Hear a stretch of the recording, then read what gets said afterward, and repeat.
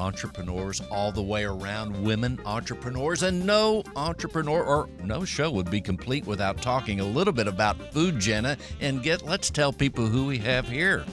We have Jessica Levine of Jonathan's The Rub. Her dad is Jonathan, the famous founder of the restaurants. And I would say she's like the real boss, magic behind the magic. But Why, thank you, Jenna. I'm biased because I've known you for a very long time. We do go way back. So tell us a little bit about Jonathan's for anyone who hasn't heard of Jonathan's The Rub, and then what your role is, what you do. Sure. So Jonathan's The Rub is located in Memorial. We actually have 2 restaurants at this time in the 77024 zip code, which kind of breaks all the restaurant, rules there. How could you possibly have 2 successful restaurants in the same zip code? Well, I am here saying that they're doing very well. It is a family restaurant. The sauces, dressings, even the juice, everything is fresh squeezed or homemade. And I think that it really, what we stand out for is the diversity on the menu. I feel like the menu is really a reflection of where my family and I have been or lived over the years. So starting in Brooklyn, you see on the menu the homemade Brooklyn, Italian meatballs, the marinara sauce. So when you incorporate things like that, I think that you definitely can't go wrong. I did grow up in Cape Cod, Massachusetts, and that's where a lot of our seafood inspiration comes from.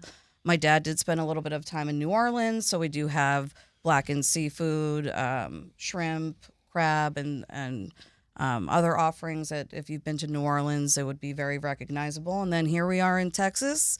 We have amazing steaks. I definitely feel that the rub is the seasoning that we use that my father created that I feel like has really put us on the map and given our food a different kind of a flavor to where you really don't need any salt and pepper. Everything is well seasoned, and it's been great.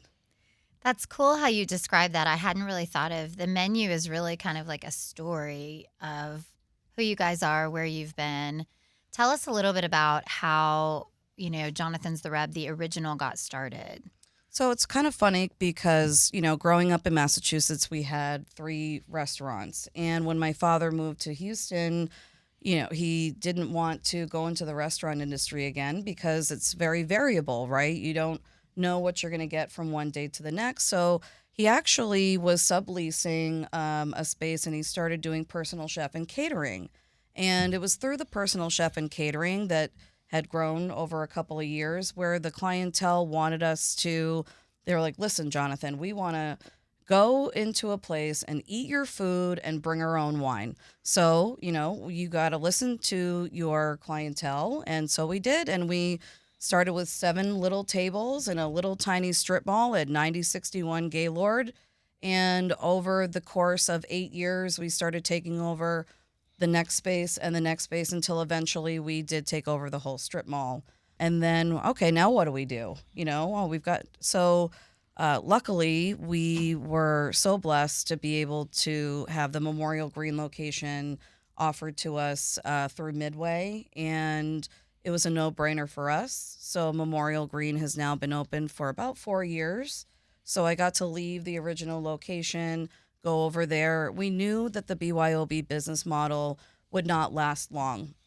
So we knew that we did have to go ahead and introduce a bar, and it's been extremely successful.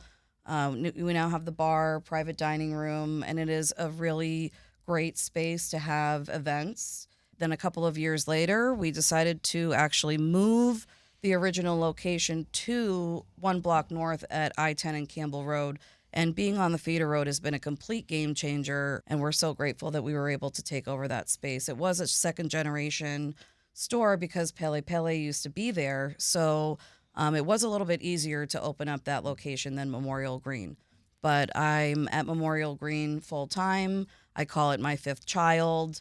I absolutely love being there, and it's been so much fun. So excited to be there. So we've talked a lot today about the community and the Memorial community in particular and how special it is. But how has the community, just embraced you guys? Well, we definitely wouldn't be here without the memorial community. I feel that in order to become a part of the community, you need to also be able to give and then you shall receive. And what I mean by that is that we are heavily involved with the local schools, fire department, police department. We do try every single September 11th to go over to the Memorial Village Fire Department and we go and give them spaghetti, meatballs, Caesar salad. Just really trying to be a part and immersed in this community. It also does really help that my children go to school in the area. I do live in the area. So I really feel that I understand what the community is looking for. And, we've got great Mexican around. We have great, Greek, but Jonathan's the rub. You can get a little bit of everything. There's something for everyone, from our award-winning cheeseburger to seafood fra diavolo, so you feel like you're back in Brooklyn.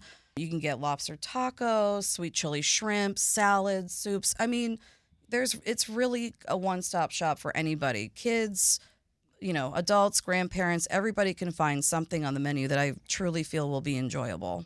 Flavorful. And early on, Jessica, you said one of my buzzwords, sauces. Mm-hmm. And in talking with your father not that long ago, he hit upon that himself. He says, I don't know the exact words, I'm a big sauce guy.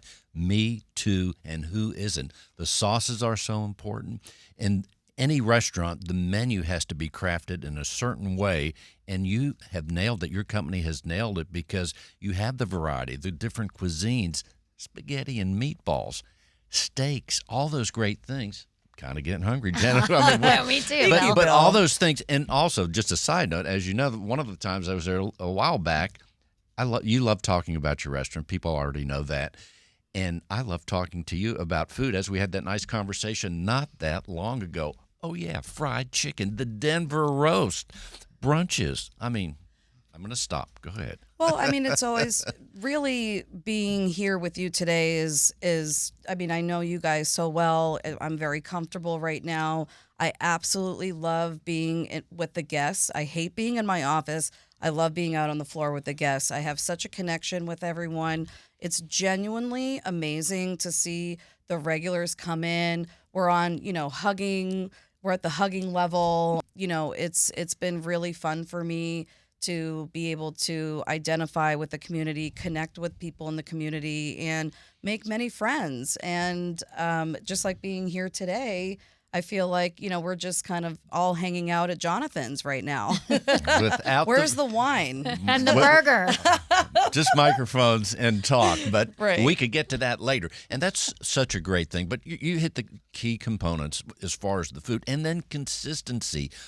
In a restaurant, you have to listen, as you're saying, to the customers. What do they want? When they really like something, they tell you, so that embellishes you to keep that on the menu and those sorts of things. But you have the flavor. And then the other challenge is consistency. It has to look good every time. It has to taste good every time. When we have our favorite dish or that steak and I go back and order it again, you have that mental and that locked-in flavor. So people expect that. Those are hard things to do, but you guys are doing it on a consistent basis all the time. How do you do it?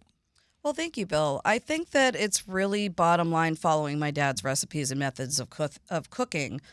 He's always been an amazing chef, and he knows flavor, and he knows cooking methods. He loves sauces, as you were saying. I don't think that there's anything wrong with adding flavor to the dishes, and that's what you do with the sauces. So everything is followed strictly by the recipes. We do have recipe books in both locations. He is very much still a part of the restaurants, going in and tasting the dressings, tasting the sauces, watching the cuts of the meat, and making sure that consistency follows throughout. Because if we do want to grow in the future, which is my goal, I beg to argue that consistency is the thing that's lost the most when you're growing and expanding. So how do we do that? We follow the recipes. And every time a dish is made, a sauce is made, the prep guys have to have the recipe book open and following it to a T. And let's tell people, as they're listening, the website is? It's going to be jonathanstherub.com. You can Google us. We'll pop up. We're in the Memorial area. It's a great website. And please be sure to make sure that you're choosing the Campbell Place or the Memorial Green location for proper menus. Tell us about what's the difference with the locations? They have a little bit different personality. I mean, the food is the same, consistent, the service is the same, but talk a little bit about the personality of each restaurant. So I think that the reason that we are able to be successful and have two restaurants in the same zip code is because you're right, Jenna. They both are a little bit different. I would say that Campbell Place is a little bit of a reflection of where we started. It's more casual, bigger bar, it's smaller, and I feel like it's almost like the everyday location to go to with the kids and things of that nature. With Memorial Green, it's just a little bit more upscale. We have a lot of celebratory events, birthdays, anniversaries, homecoming is coming up, so we'll get a lot of reservations for that.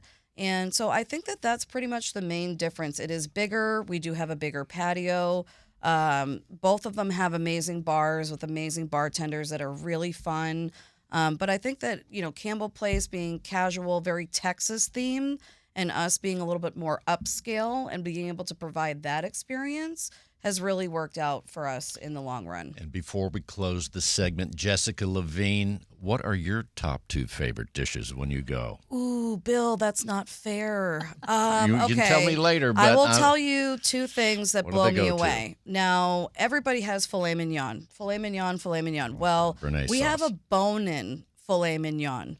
Talk about another level of experience with meat. You get the flavor from the bone. You have the tenderness of the filet. It's one of my go-tos, but I don't get it often because it's one of our more pricier dishes, so I try and be good. However, the second thing would probably be classic spaghetti and meatballs. It reminds me of growing up, back up in the East Coast.